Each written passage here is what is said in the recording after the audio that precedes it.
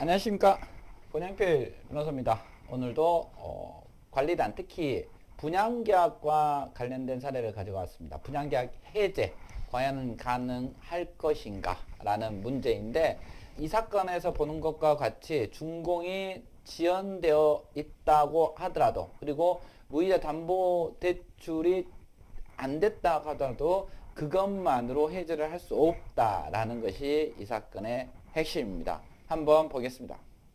민법 544조 채무 불이행으로 인한 계약을 해제하려면 당해 채무 계약의 목적 달성에 있어 필요 불가결하고 이를 이행하지 않으면 계약의 목적이 달성되지 아니하여 채권자가 그 계약을 체결하지 아니하였을 것이라 여겨질 정도 주된 채무여야 한다. 그렇지 아니한 부수속 채무에 대해서는 불이행에 대해서는 계약을 해제할 수 없다. 이제 이게 기본적인 판례입니다. 분양계약에서 분양대금을 지급하는 것은 수분양자의 본래의 채무이다. 그렇기 때문에 대출이 무이자 대출이 지연됐다고 하더라도 이것만 가지고 해제할 수 없다. 더 나아가 준공지체에 따른 약정해제권. 이 사건 분양계약을 체결하면서 별도 설계변경 동의서를 받은 이유 중에는 원고들이 설계변경으로 준공이 몇 달 지체된 것을 양해하고 이를 법적으로 문제 삼지 않게 하기 위한 것도 포함된 것으로 보이는 점, 그 이후 경과 및 원고들이 보인 태도 등에 비추어 보면 원고들이 이 사건 호텔의 준공 예정일이 당초보다 2개월 정도 늦추어지는 사정에 관한 동의 내지 양해하였다고 본 점이 타당하다 라는 것입니다.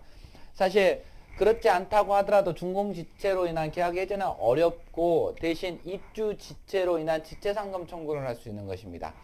분양계약 해제는 굉장히 좀 어렵습니다. 주된 채무에 대한 불이행 정도. 그러니까 뭐 상가라고 한다면 내가 상가 그 분양계약 당시 이 상가를 통해서 어느 정도 이익을 얻을 거라고 보였는데 이 상가를 통해서 이 상가가 어떤 것이다 라고 설명을 들었는데 그 업종을 하지 못했던지 아니면 최근에 이제 판결이 상가의 기둥이 이렇게 세워진 것이 있는데 이 기둥이 세워졌다라는 것을 통해서 분양이 해제한다 라는 것입니다. 왜냐하면 기둥 자체만으로도 영업에 심각한 장애를 주기 때문입니다. 그런 점 참조하셔가지고 분양계약 해제를 신중하게 검토하시기 바랍니다.